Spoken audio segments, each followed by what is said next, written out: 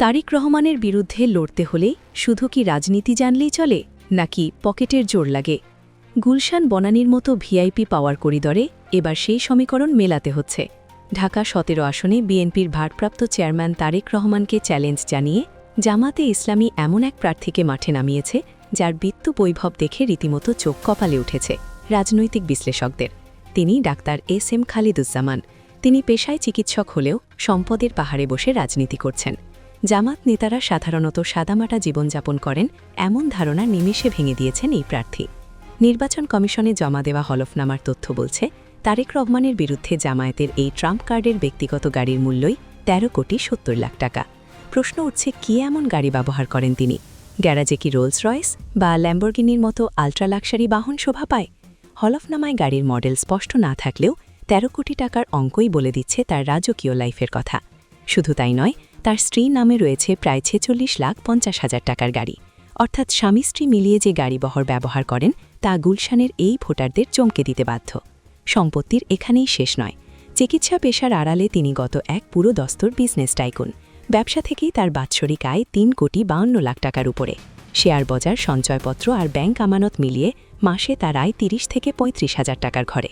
হাতে নগদ ৬৮ লাখ টাকা, ব্যাংকে ৩৩ লাখ, সঞ্চয়পত্রে বিনিয়োগ ১,৩৬ লাখ। শেয়ার বাজারেও তিনি বড় খেলোয়াড়। নিজের ও স্ত্রীর নামে রয়েছে কয়েক কোটি টাকার বন্ড ও শেয়ার। এমনকি সোনাদানা জমানোর ক্ষেত্রেও পিছিয়ে নেই। দম্পতির গচ্ছিত আছে ৬০ ভরি স্বর্ণালঙ্কার। রাজধানীতে নিজের ও স্ত্রীর নামে কোটি কোটি টাকার স্বার্থ আছেই। গুলশান বনানী মানেই দেশের নীতি নির্ধারক ও শীর্ষ ধনীদের এলাকা। এখানে বস্তির রাজনীতি চলে না, চলে ব্লেজার স্যুট আর রাজনীতি জমায়েত।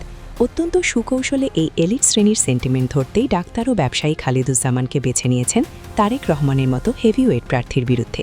নামগাঁও আসতে কাউকে না দিয়ে জামাত তাদের আর্থিক ও সামাজিক ক্ষমতার শোডাউন দিচ্ছে। বিশ্লেষকরা বলছেন, এটি বিএনপির প্রতি জামায়াতের এক প্রচ্ছন্ন বার্তা।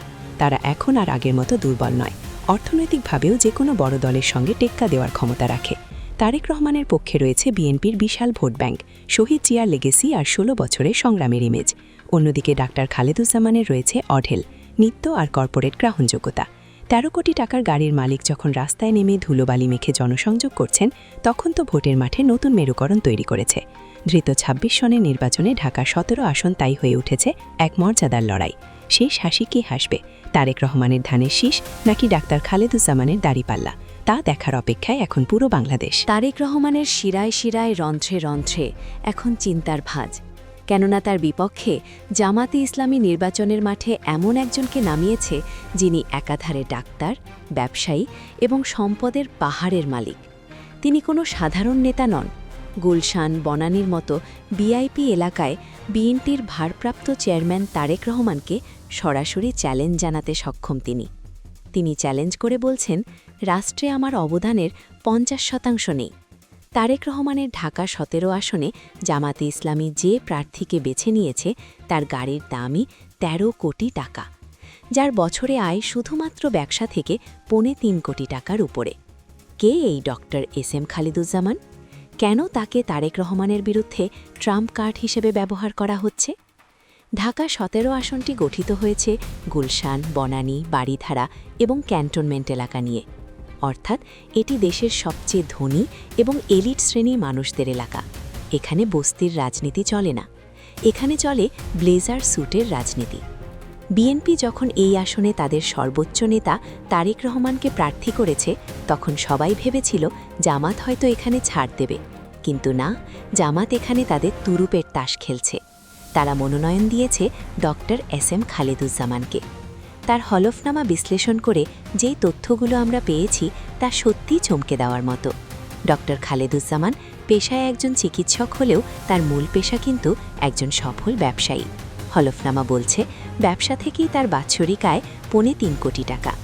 একজন রাজনীতিবিদের বছরে ৩.৫ কোটি টাকা আয়, তাও আবার কালো টাকার নয়, এটা কিন্তু চারটিখানি কথা নয়। এর বাইরে শেয়ার বাজার, সঞ্চয়পত্র এবং ব্যাংক আমানত থেকে তিনি বছরে প্রায় ১২ লক্ষ টাকা আয় করেন বলে অনেক তথ্যসূত্র থেকে জানা গেছে। অর্থাৎ মাসে তার আয় ৩০ থেকে ৩৫ লক্ষ টাকা। তবে আয়ের চেয়েও বড় চমকটি লুকিয়ে আছে তার সম্পদের বিবরণে। এই হলফনামায় একটি তথ্য রীতিমতো সোশ্যাল মিডিয়ায় ভাইরাল হয়ে গেছে। ডক্টর খালেদুজ্জামান উল্লেখ করেছেন তার নিজের নামে গাড়ির মূল্য 13,70,00,000 টাকা। এই অঙ্কটাই বলে দেয় যে তিনি কোন লেভেলে লাইফস্টাইল মেনটেন করেন। যেখানে অনেক প্রার্থীর কোটি টাকার সম্পত্তি থাকে না, সেখানে তার শুধু গাড়ি রয়েছে 13 কোটি টাকার উপরে। এর বাইরে তার স্ত্রীর নামেও রয়েছে 46,05,000 টাকার গাড়ি। অর্থাৎ স্বামী স্ত্রী মিলে তারা যে গাড়িবহর ব্যবহার করেন তা গুলশানের এলিট ভোটার দিয়েও নজর কাটতে বাধ্য। টাকা শুধু গাড়িতেই নেই, ব্যাংকেও আছে। ডাক্তার খালেদুজ্জামান হাতে নগদ অর্থ আছে 68 লাখ টাকার বেশি, ব্যাংকে জমা আছে 33 লাখ টাকা, আর সঞ্চয়পত্রে বিনিয়োগ আছে 1,36,00,000 টাকার উপরে। শেয়ার বাজারেও তিনি বড় খেলোয়াড়। তার নিজের নামে 2,25,00,000 টাকার এবং স্ত্রীর নামে 90 লাখ টাকার বন্ড ও শেয়ার রয়েছে। আর সোনা সেটাও কিন্তু কম নয়, নিজের 20 ভরি এবং স্ত্রীর 40 ভরি সোনা মিলে 60 ভরি স্বর্ণালঙ্কার রয়েছে তার। সম্পত্তি হিসেবে তিনি পিছিয়ে নেই। খুলনার পাইকগাছায় তার নামে আছে প্রায় 129% কৃষিজমি। তবে আসল সম্পদ তার ঢাকায়। রাজধানীতে তার নিজের নামে 2,06,00,000 টাকার এবং স্ত্রীর নামে 1 কোটি টাকার ফ্ল্যাট বা অ্যাপার্টমেন্ট রয়েছে। যদিও গুলশানের মার্কেট ভ্যালু অনুযায়ী এই দাম আরও অনেক বেশি হওয়ার কথা, কিন্তু হলফনামায় দেখানো সরকারি মূল্যই বা কম কিসে। এখন প্রশ্ন হলো, জামাত কেন একজন ডাক্তার ও ব্যবসায়ী এই হাই প্রোফাইল আসনে বেছে নিল? এর পেছনে কি শুধু টাকার, বরং নাকি কোনো রাজনৈতিক কৌশল আছে? তারেক রহমানের মতো পপুলার নেতার বিরুদ্ধে শুধু টাকা দিয়েই লড়াই সম্ভব? এবং সবচেয়ে বড় প্রশ্ন, ডাক্তার খালিদুজ্জামান এই বিশাল বিত্তবৈভব কি ভোটারদের আকৃষ্ট করবে? এটি বুঝতে হলে আমাদের প্রথমেই বুঝতে হবে ঢাকা 17 আসনটির চরিত্র বা ডেমোগ্রাফি। গুলশান, বনানী, বারিখারা এই এলাকাগুলো বাংলাদেশের পাওয়ার করিডর। এখানে যারা ভোটার তারা সাধারণ খেটে খাওয়া মানুষ নন। এখানে থাকেন দেশের শীর্ষ ব্যবসায়ীরা, কূটনীতিক, আমলা এবং সোসাইটির প্রতিনিধিরা। এই শ্রেণীর ভোটারদের কাছে পৌঁছতে হলে এমন একজন প্রার্থীর প্রয়োজন যার সামাজিক মর্যাদা এবং আর্থিক সক্ষমতা তাদের লেভেলের সাথে ম্যাচ করে। জামাত খুব স্মার্টলি এই জায়গাকে টার্গেট করেছে।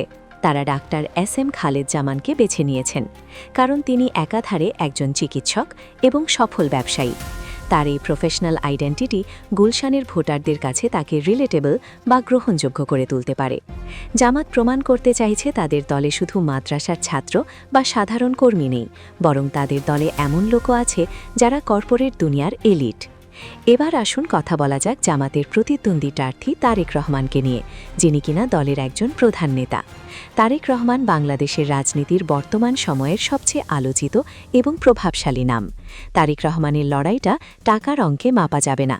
তার সাথে আছে বিএনপির বিশাল ভোট ব্যাংক, শহীদ জিয়ার লেগেসি এবং 16 বছর আন্দোলন সংগ্রামের ইমেজ। গুলশানে সাধারণ মানুষ হয়তো টাকা দেখে ভোট দেবে না, তারা জোর দেখে জাতীয় রাজনীতির সমীকরণ মেলাবে।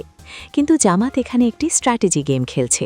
তারেক রহমানের বিরুদ্ধে এমন শক্তিশালী প্রার্থী দিয়ে তারা বিএনপিকে একটি প্রচ্ছন্ন বার্তা দিতে চাইছে। বার্তাটি হলো, জামাত এখন আর আগের মতো দুর্বল নেই। তারা বিএনপির শীর্ষ নেতাদের আসনেও চ্যালেঞ্জ জানাতে সক্ষম। এটি আসলে ভোটের লড়াইয়ের চেয়েও বেশি শক্তি প্রদর্শনী। বিশ্লেষকরা বলছেন ডক্টর খালিদুজ্জামান শুধু জয়ের জন্য লড়ছেন না, তিনি লড়ছেন জামাতের ব্র্যান্ডিং পরিবর্তনের জন্য। তার এই বিশাল সম্পদের হলফনামা প্রকাশ করার মাধ্যমে জামাত জানান দিল যে অর্থনৈতিকভাবে তারা এখন দেশের যে কোনো বড় দলের সাথে টিকা দেওয়ার সক্ষমতা রাখে। প্রিয় দর্শক, গুলশানের ভোটযুদ্ধ এবার এক ত্রিমাত্রিক রূপ নিতে যাচ্ছে। একদিকে তারেক রহমানের আবেগ এবং ঐতিহ্য, অন্যদিকে ডক্টর খালিদুজ্জামানের বৃত্ত এবং পেশাদারি ইমেজ। আর এর মাঝখানে ভোটাররা এবার হয়তো প্রার্থীর যোগ্যতা এবং সক্ষমতা দুটোই ভেবে দেখবেন। সব শেষে ঢাকা 17 আসনের এই লড়াই 2026 সালের নির্বাচনে সবচেয়ে ইন্টারেস্টিং চার্ট হতে যাচ্ছে। এখন দেখার বিষয়, জামাতের এই পপুলার নেতা তারেক রহমানের জনপ্রিয়তার স্রোতে কতটা টিকতে পারেন। প্রিয় দর্শক, আপনার কি মনে হয়? আপনার মূল্যবান মতামত কমেন্টে জানিয়ে দিন এবং সেই সাথে আমাদের চ্যানেলটি সাবস্ক্রাইব করে রাখুন। ধন্যবাদ।